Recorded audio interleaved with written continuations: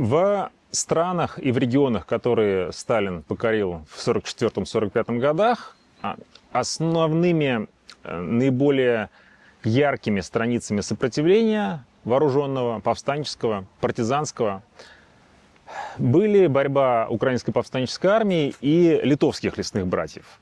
Латвия, Эстония, Польша и чуть-чуть даже Румыния в меньшей степени. Это объясняется многими причинами. Поскольку Литва обладала традицией суверенитета, независимости и даже противостояния Германии, то в годы Второй мировой войны немцы не формировали литовскую дивизию Waffen-СС. А значительная часть офицерского корпуса и вообще людей, мужчин в Латвии и Эстонии, которые не обладали традициями государственной независимости, они были очень маленькие, 20 лет на тот момент, они вступили в легион Waffen-СС, и поэтому ушли, частично погибли на фронте, частично оказались в плену, частично ушли на запад. А литовцы не очень хотели воевать вместе с немцами, пускай даже и против Советов, поскольку помнили о Грюнвальдской битве, о Великом княжестве Литовском, о том, что они противостояли Тевтонскому ордену. И вот этот вот мужской потенциал, так сказать, условно говоря, призывники потенциальные, призывной резерв, в том числе командный состав, они вошли, составили костяк лесных братьев. Именно поэтому в Литве вооруженное сопротивление было значительно сильнее, чем в Латвии и в Эстонии. Польша же на тот момент, 1945 год, она все-таки получила какую-то форму государственности. Понятно, что Польская Народная Республика, она была полностью подконтрольна Сталину. Чем дальше, тем больше. Это все отлично понимали. Но по сравнению с Литвой и Западной Украиной, которые были прямо включены в состав Советского Союза, все-таки какая-то ширма независимости у нее сохранялась. В Литве и в Украине такого не было. В Украине массовость подобного сопротивления, она связана с историей организации украинских националистов, которая являлась уникальной партией на период 20 века и 21 века. Она до сих пор существует в том смысле, что она была уникальной по силе и способности к сопротивлению, поскольку она воссоздавалась как феникс из пепла, согласно документам НКВД и партийным документам, было убито или же уничтожена вся украинская повстанческая армия несколько раз. В какой-то степени это действительно так. То есть после того, как личный состав пленялся, уничтожался, повстанцы вновь и вновь, организация украинских националистов в селах набирал людей из сел вновь в отряды, и борьба продолжалась. Отчаянная, неравная, но борьба все-таки шла. Организация украинских националистов обладала такой вот удивительной гибкостью и прочностью из-за того, что Галиция Восточная, это был единственный регион восточнославянского мира, который сочетал два уникальных фактора, которых не было в других землях. Например, Белоруссия, Центральная Восточная Украина и тем более Россия. В Восточной Галиции присутствовала на протяжении 90 лет дискриминация и свобода.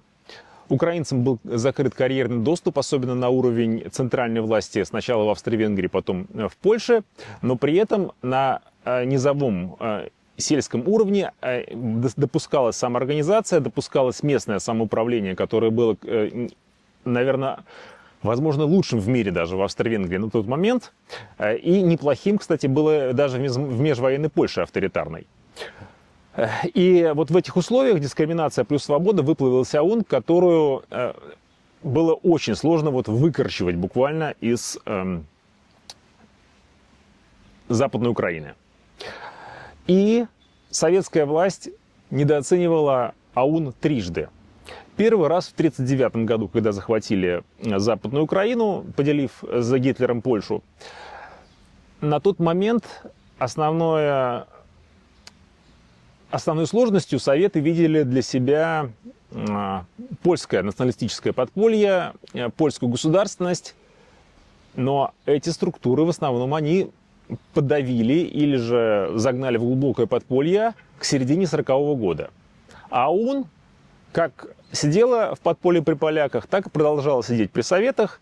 Поэтому в 1940-1941 году в документах НКВД мы видим какое-то вот изумление, что продолжаются бандитские вылазки украинских буржуазных националистов. На всей территории на тот момент покоренной, начало 1941 года, ОУН была наиболее активной. Далее, 1943 год, украинский штаб партизанского движения перебрасывает силы партизан советских с Восточной Украины в Западную Украину. И здесь в этот момент украинские националисты разворачивают украинскую повстанческую армию, которая срывает оперативные планы украинского штаба партизанского движения. Оперативный план был захватить всю, ну или, так сказать, поставить под частичный контроль партизанский Западную Украину, в том числе и Галицию, Волынь, само собой, но, по сути, в Восточной Галиции никому из партизанских отрядов не удалось закрепиться, несмотря на то, что Тимофей Строкач, он туда партизан всячески гнал. Они туда идти совершенно не хотели, из-за того, что им противодействовали украинские националисты. На Волыне устроила такую черезполосицу. Часть земель контролировала украинская повстанческая армия, часть земель в начале 1944 года, в конце 1943-го советские партизаны. Но вторично произошла недооценка ОУН и УПА, и поэтому оперативный план на 1943 и отчасти на 1944 год УПА у советских партизан сорвала. И потом, когда уже пришла в обозе Красной Армии советская власть, пришел НКВД, НКГБ, предполагалось, что в течение 1944 года к 1945, по сути, году будет уже подавлено сопротивление националистическое. И есть документ, фактически нагоняй Хрущева, который был тогда партийным лидером Украины, представителем НКВД западных областей Украины и партийным лидером, созданным обкомом, точнее вернувшимся обкомом, секретарям обкомов, что вы обещали, что справитесь с бандитизмом в 1945 году, а сейчас бандитские акции продолжаются. Пожалуйста, исправьте свои недоработки и так далее. Но толку от такого нагоняя было мало, и борьба продолжалась в довольно широких масштабах где-то до конца 1947 года. В меньших масштабах партизанская борьба длилась в Западной Украине до начала 1949 года, до середины. 3 сентября это самороспуск украинской повстанческой армии. 3 раза недооценивали. Но, тем не менее, взялись за борьбу с УПА, с литовскими, балтийскими лесными братьями, с полномерной методичностью сталинской. Подход был комплексный, многоуровневый, многосторонний, последовательный и планомерный.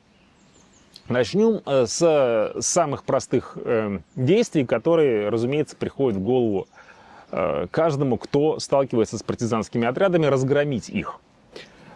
И проводятся так называемые чекистско-войсковые операции, когда представители внутренних войск НКВД, часто вместе с армией, с местной милицией, с проводниками какими-то завербованными из местного населения, проводят рейды по лесам, прочесывают их, пытаются найти отряды, разгромить и уничтожить.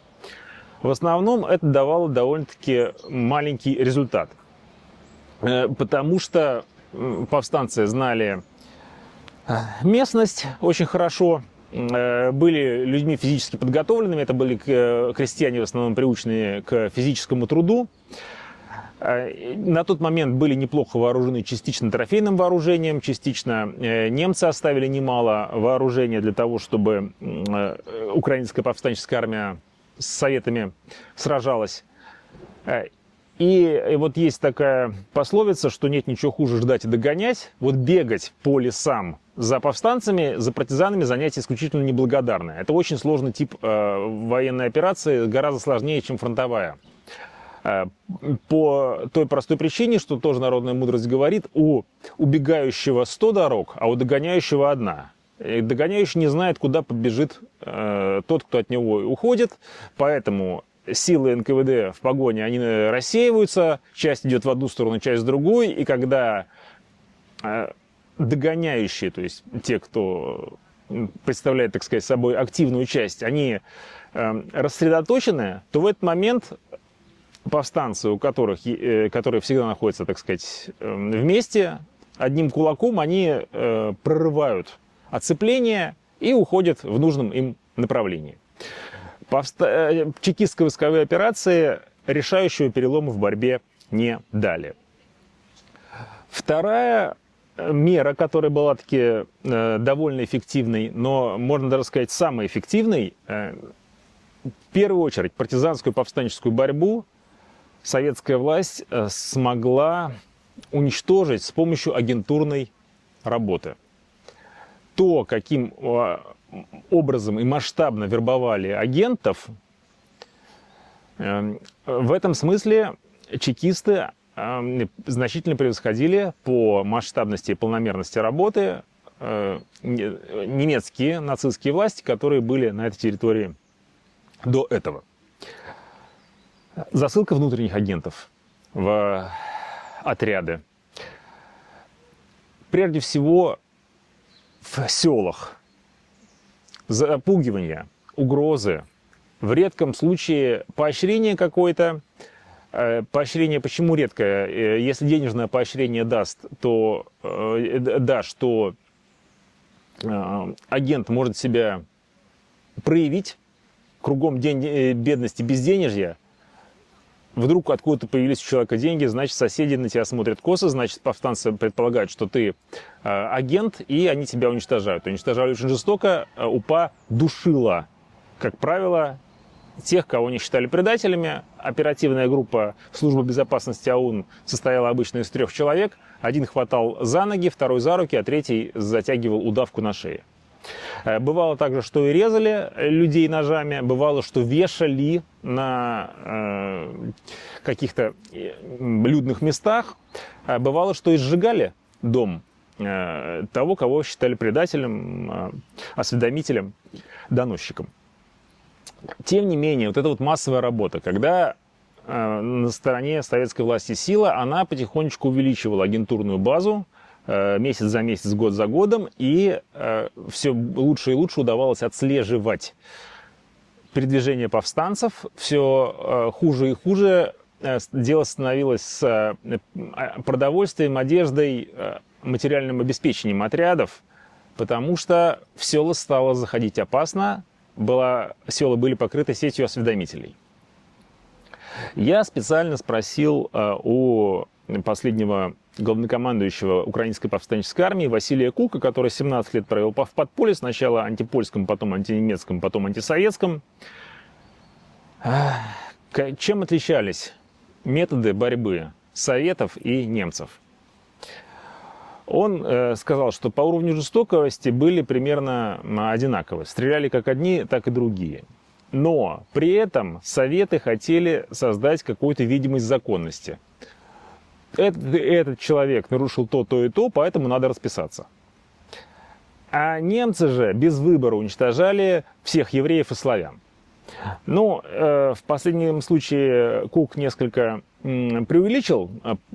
Повальное уничтожение славян нацисты не проводили, однако вот эта вот брутальность сожжения деревень была немецкой нацистской полномерной политикой. Что у советов было пару раз в качестве эксцессов, скорее, у Красной армии в Галиции, когда проводили обстрелы деревень, пару деревень они в Галиции сожгли. Или же какие-то эксцессы были подобны на местах с сотрудниками НКВД. То есть вот эта вот неизбирательность, свирепость нацистского террора, когда за взорванный поезд уничтожалось все село, находящееся рядом, вместе с женщинами, детьми, она очень сильно отталкивала людей от нацистов, и Советы в данном случае попытку, свою линию, они вот эту вот немецкую ошибку не повторили. Да, они не хотели ее делать, это была все-таки не их линия. Они себя презентовали, мы вот местная власть, население нам не враги, а враги это бандиты. Тем не менее, все-таки коллективный принцип ответственности использовался, и сейчас мы переходим к депортациям. Был принят законодательный акт в рамках борьбы с бандеровцами о том, что в тех случаях, когда какой-либо из членов семьи пропадает без вести, семья подвергается репрессиям. Как правило, это означало депортацию. Акт, безусловно, неправовой, исключительно несправедливый и свирепый, потому что человек может пропасть без вести по 1000 причин. Внезапно заболеть, быть убит уголовниками, быть убит тем же самыми повстанцами, ну или в конце концов сбежать от долгов или от жены.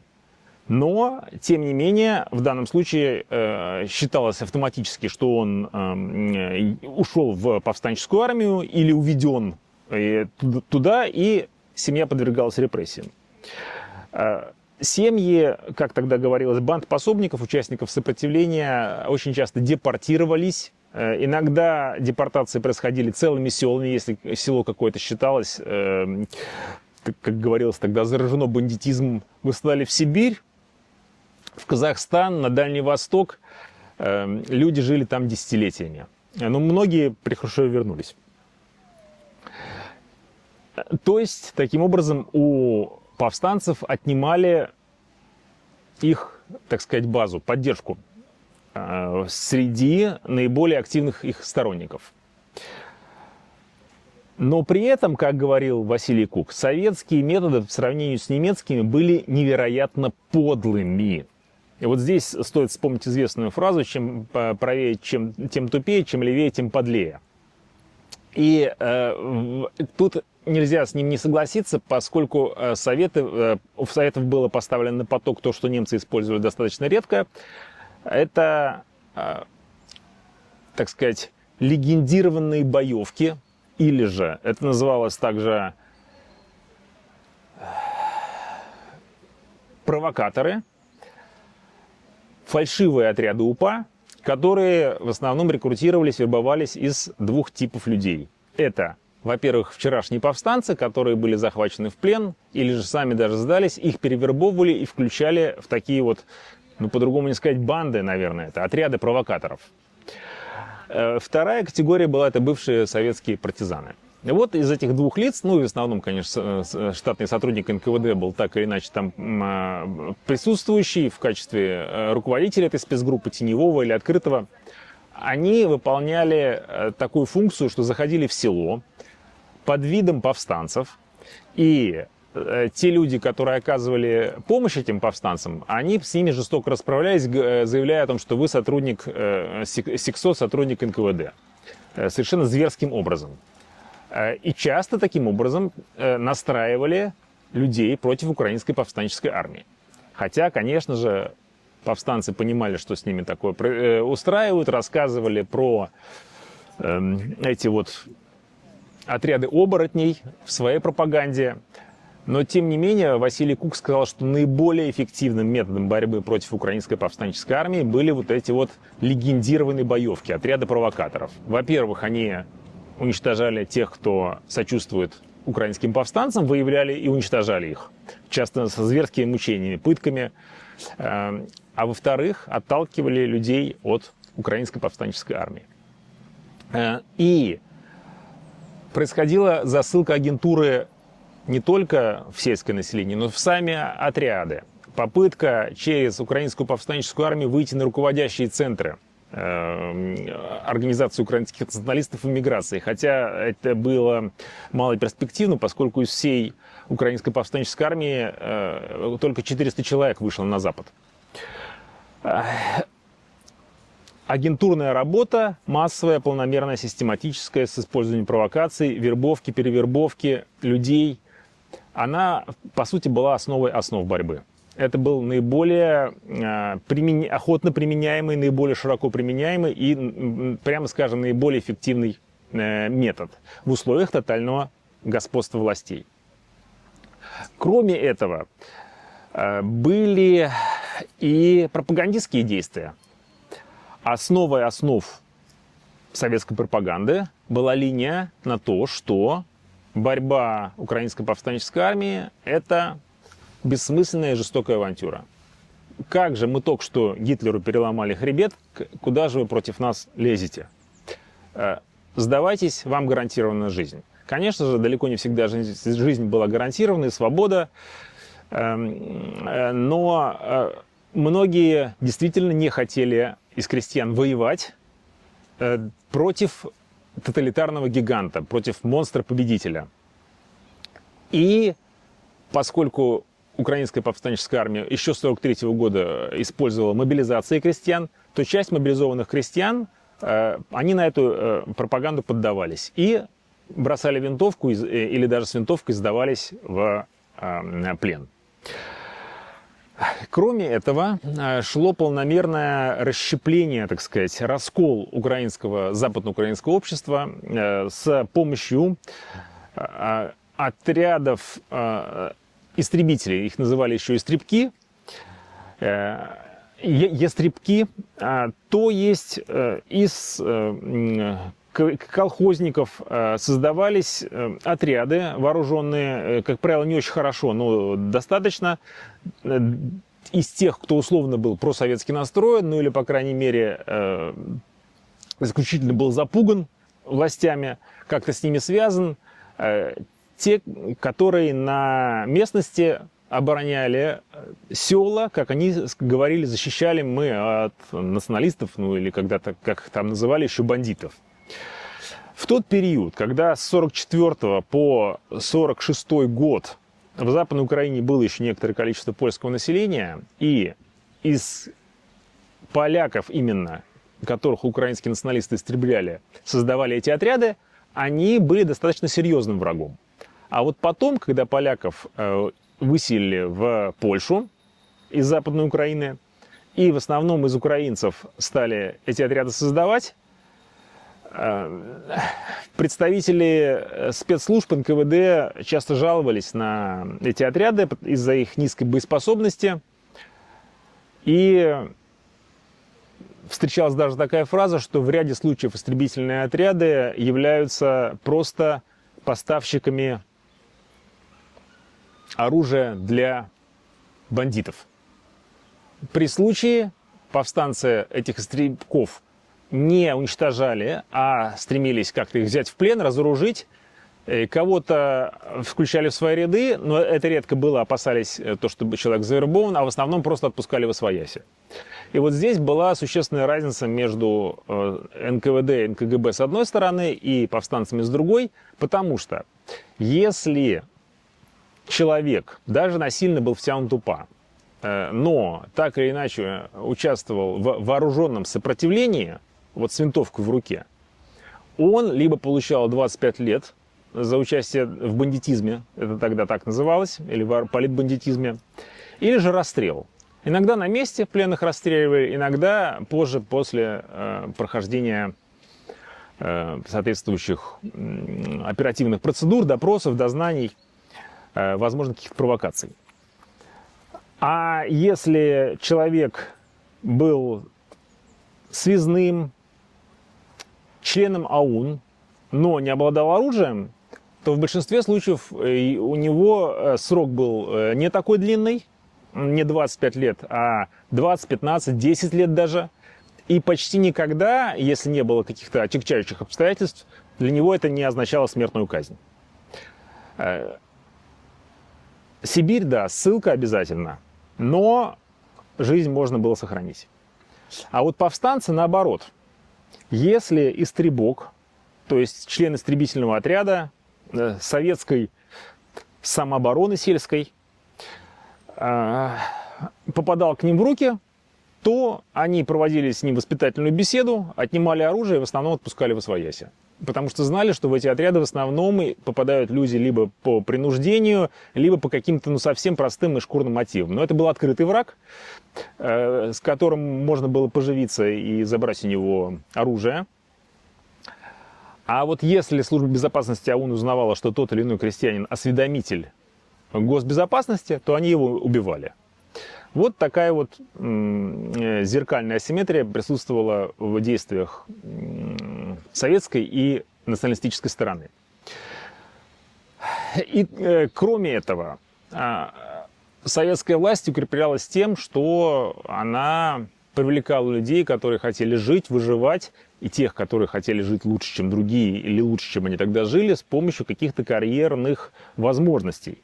Все эти коммунистические, комсомольские организации, понятно, что это была в значительной степени бутафория, но люди отлично понимали, что хочешь жить, плати партвзносы, что в партию надо вступать для того, чтобы тебя не трогали, чтобы оставили жить спокойно, чтобы у тебя дети имели возможность без всяких сложностей получить образование, высшее, может быть, даже. А для многих западноукраинских крестьян это была мечта жизни, чтобы дети выучились в университете, институте, и в отличие от своих безграмотных родителей.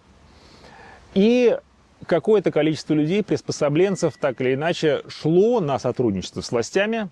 И вот этот вот партийно-советский аппарат, который возникал и который втягивал в себя часть местных жителей, группы содействия истребительным батальонам, так называемые, создавались. То есть партийно-советский актив очень часто был вооружен. Как правило, пистолетами, но также иногда и ружьями, и автоматами. Это тоже были люди, которые стремились уничтожить УПА, потому что УПА также уничтожала партийно-советский актив. Ах, ты председатель колхоза, ты предатель, мы тебя расстреляем. И такое было неоднократно, когда одного с другим повстанцы уводили председателей сельсоветов, председателей колхозов и убивали их. Назначали следующего, они снова убивали. Назначали третьего, не убивали, потому что он сам с повстанцами был связан. Вот такая вот острая борьба продолжалась, и благодаря агентуре, это тайные осведомители, и второе, благодаря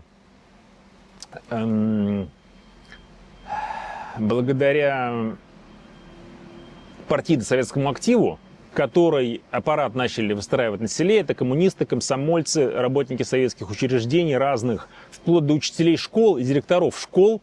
Их часто считали представители подполья какими-то вот колонизаторами, продолжателями ассимиляционной политики, русификаторами. В общем, партийно-советский актив с одной стороны и агентурная сеть с другой стороны, они, причем там даже три, по сути, агентурные сети было. Это первая, это НКГБ, вторая НКВД, то есть органы внутренних дел, органы госбезопасности, и третья, про которую известно меньше всего, это армейская разведка. У нее тоже была своя агентура, в том числе внутри страны. И вот эти вот теневые власти, это, или, так сказать, пособники властей, осведомители, сеть агентуры. И второе, это сеть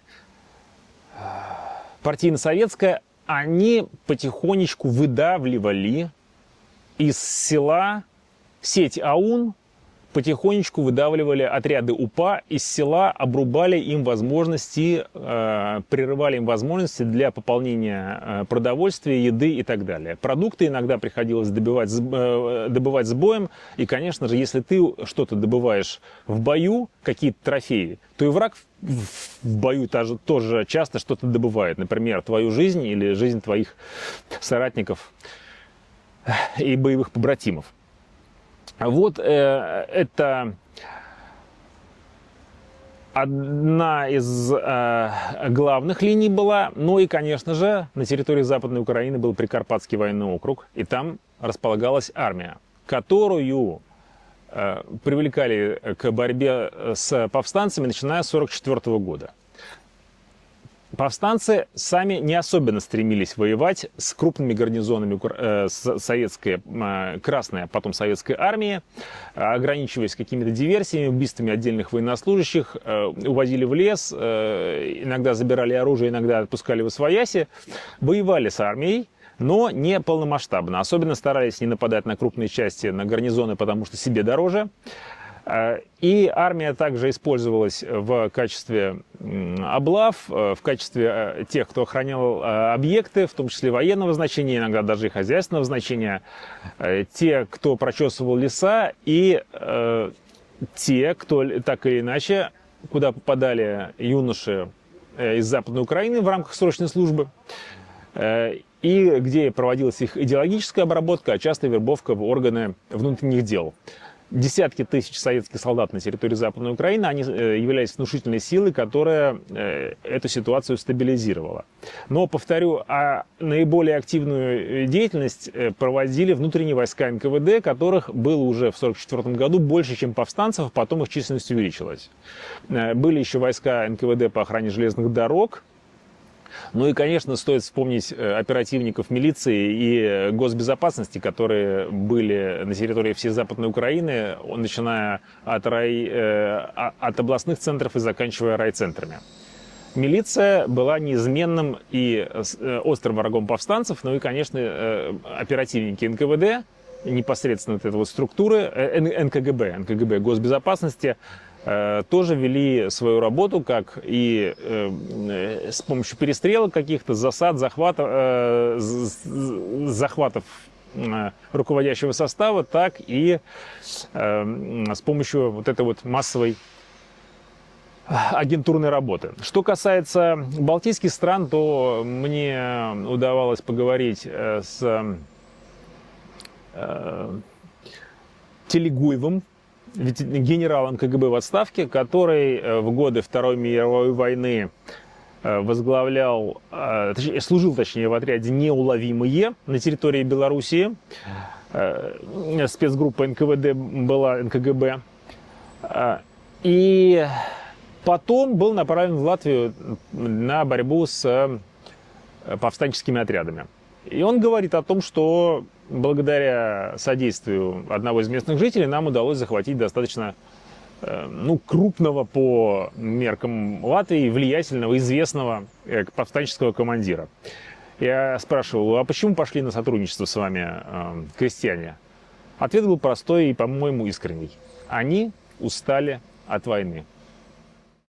Попробуйте, пожалуйста, приложить вот все сказанное вами к такой временной и одновременно эффективной шкале. То есть сколько времени требовалось вот по этим направлениям работы спецслужб, времени для достижения результатов подавления, результатов уже окончательного, так сказать, погашения, что ли, сопротивления, как вооруженного, так и подпольного политического. В целом, советские методы борьбы, они были, пожалуй, более эффективные, чем нацистские. Как раз-таки из-за избирательности, жестокости и террора. Это одна была причина. Вторая причина: у Советов было гораздо больше сил, чем у немцев.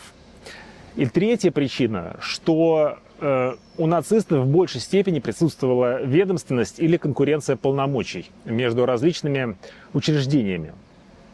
То есть друг на друга с исключительной спесью взирали такие организации, как СС, Вермахт и гражданская администрация. Вермахт смотрел на эсэсовцев как на кровожадное нацистское отребье, обмундированный сброд, который своими зверствами пятнает немецкий мундир и понятия не имеет о чести и традициях. Вермахт и СС вместе смотрели на чиновников гражданской администрации. пройдет.